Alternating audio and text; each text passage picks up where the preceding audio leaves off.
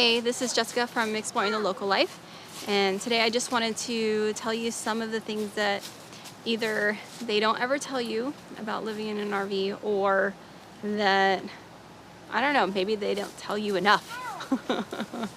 I'll start with some of the good stuff, and then I will end with some of the not so great stuff. So the first thing is, a good thing, is that you definitely realize that you do not need a lot of space.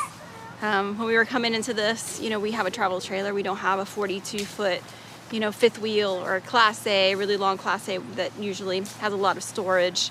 Some of them even have a washer and dryer that you can put in there. We're in a fairly small unit, and we were very concerned about how much stuff we can fit in it.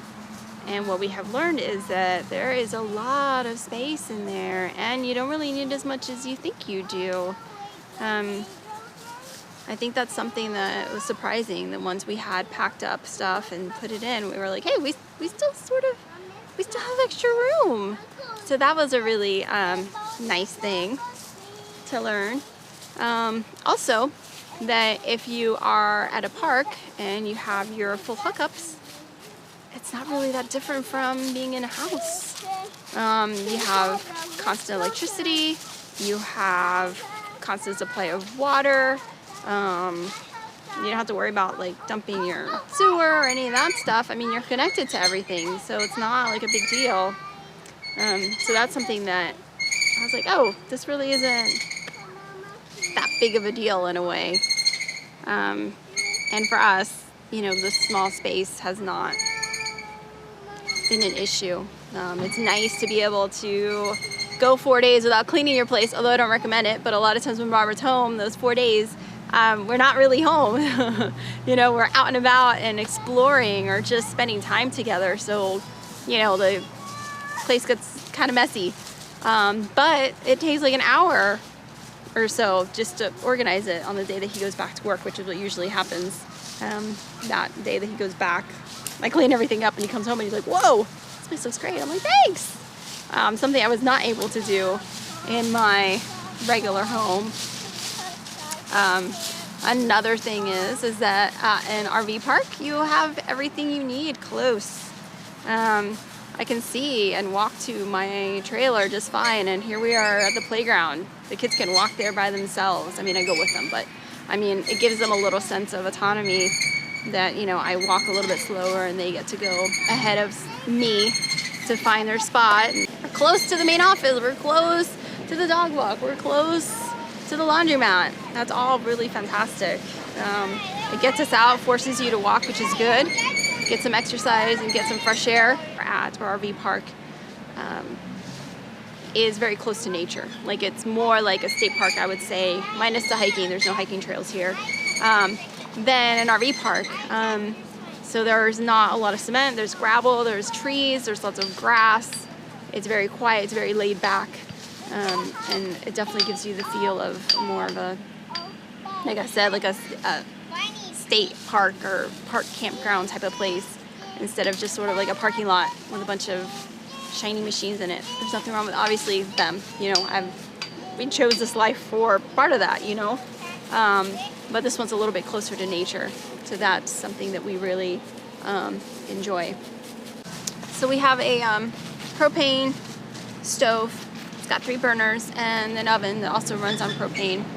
And yeah, it's all small, but we've been able to make a full meal with, we made spaghetti, nothing fancy, but spaghetti and sauce and meatballs or whatever.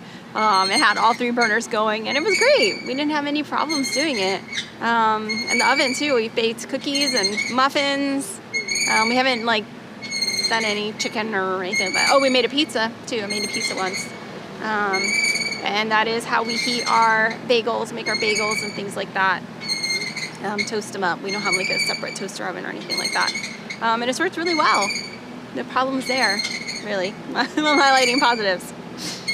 All right, now for some of the less positive, hey, nobody really talks about this part, I think. Parts, maybe? Or if they do, they don't mention it too much. If you are in an RV park or, I was going to say state park,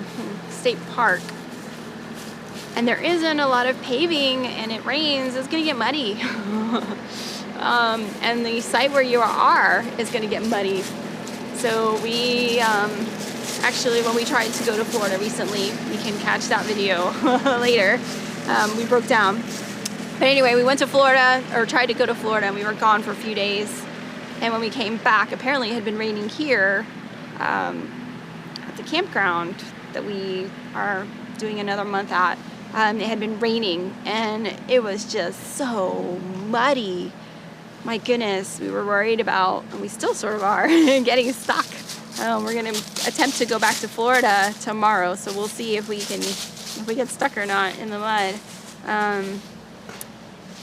Yeah, it gets really, really, really muddy. So the concern is, of course, getting your vehicle or your trailer or whatever you have that you're pulling stuck in the mud.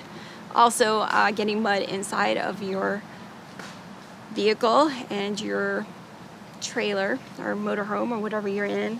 That can get a little, you know, well, muddy and messy.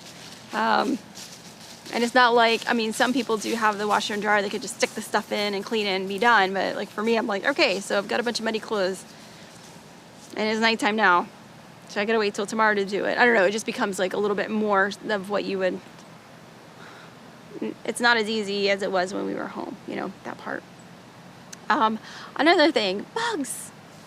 Yeah, of course, there's bugs outside, and sometimes you get bugs in your home or whatever. But here we've had like flies. Like, I don't know what happened. There were just all of a sudden like hundreds of flies, and they were inside the trailer, and they were outside the trailer, and they were like buzzing around our heads. And you know, we were, I don't know how many days we spent just like killing flies. Bah.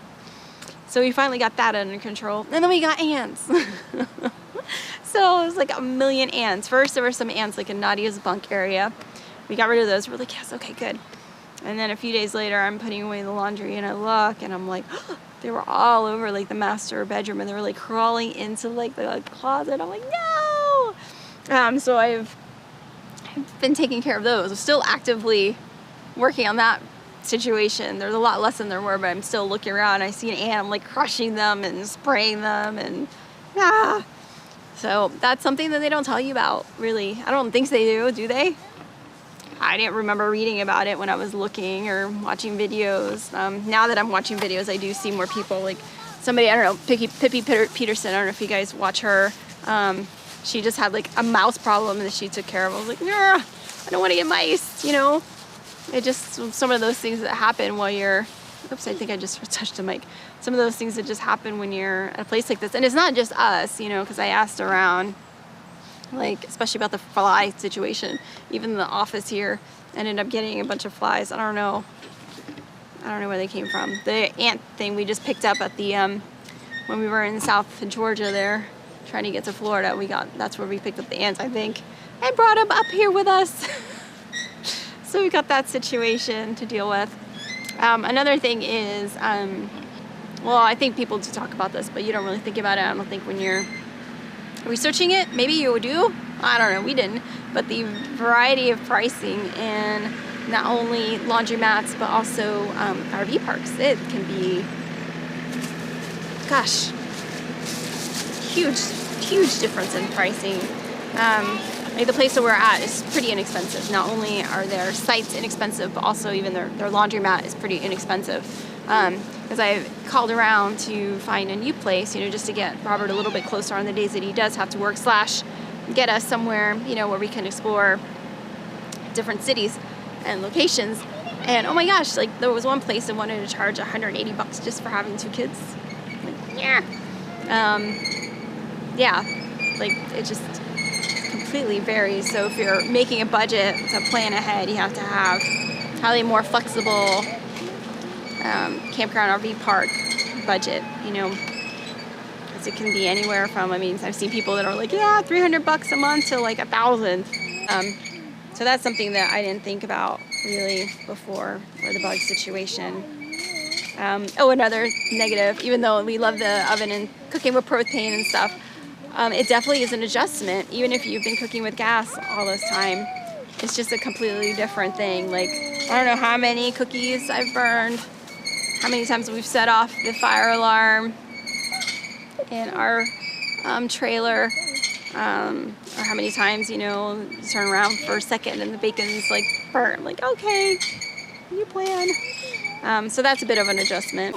Something else about being at an RV park is that it is a little bit like living in a neighborhood with a homeowners association, because your neighbors will complain to the front office and they will come, and you know, sometimes things get a little bit awkward, because especially if you're staying somewhere for a while, you know, and you find out either they complain about you or, you know, you have to deal with something with them. It can be a little bit awkward trying to make sure that you keep those relationships positive, because you're probably going to be, if you went for a monthly rate, well, you're going to be with them for the next month. So just got to make sure you keep those relationships good, and to make sure you know all the park rules of where you are and follow them. So you want to make sure you can keep good relationships with people that are going to be near you, or that you're going to be near for an extended period of time.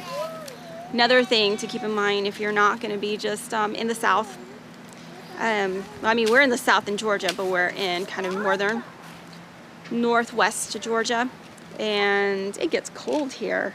Sometimes it might even snow. I mean, it's nothing like, you know, up north where that's a normal occurrence. But some parks just don't stay open year round. So what you find is limited campgrounds and RV parks that will be open year round.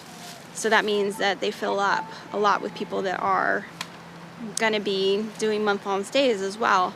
So we've ended up staying here at the Calhoun AOK for another month, just because I called around and nothing, they're all full. So we're here, and that's fine because it is a laid back and it is inexpensive, and we are near the mountains, and it is a nice downtown and those things. But we were looking at a place that would cut down Robert's commute time on his on days, but didn't find anything. As you can see, we're parked pretty close together. So if privacy is a big issue for you, this may not be the life for you, because there really isn't any. It can be even, you could even have less privacy if your, let's say, blinds get broken like ours did. Like our dog, we went to the playground without her and she could hear us, and she like destroyed the blinds. So we have 2 sets of blinds on our biggest windows that are broken. So rather than have them down and broken and looking horrible, we just have them up. So now there's like no privacy on one side at all. And that brings me to another thing, how easy things get broken. They do actually talk about that a lot on the forums, but I just didn't think it would happen. Like, we've been doing this, what, a month? And in that time, the cats have scratched, I mean, yes, we have animals and we have small children, but still, like the cat scratched up and the divider between our dinette. It's a plush divider, and they've totally, it's between the couch and the dinette, and they just totally scratched it up, even though we brought them a scratching post. And the dog, she's destroyed our screen. She actually ran through the screen to try to get to another dog. And let's see what else. Oh, something wasn't attached properly, and a kid, like, I don't know, kicked it and it came off the wall.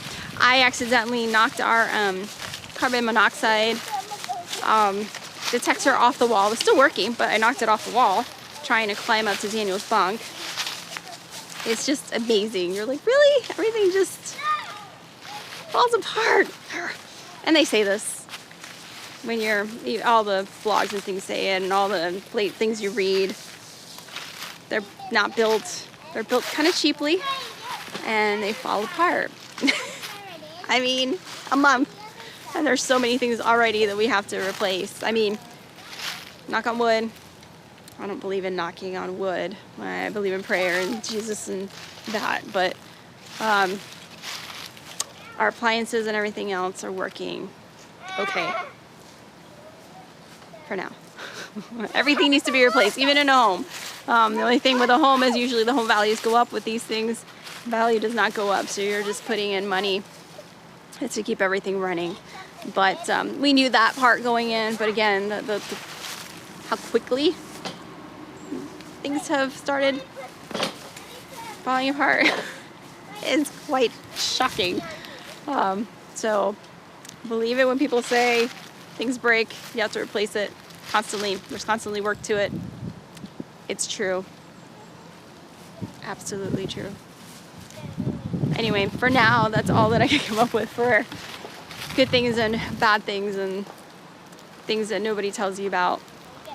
I'm sure, since we're only a month in, I'm sure that I will have more to add to that and some more of our adventures or surprises, good and bad, along the way. So again, this is Jessica from Exploring the Local Life, and if you liked this video, please give it a thumbs up, a like. Feel free to add any comments. It's an open discussion here, guys, and subscribe to our channel and share with your friends and family. Thank you. Bye.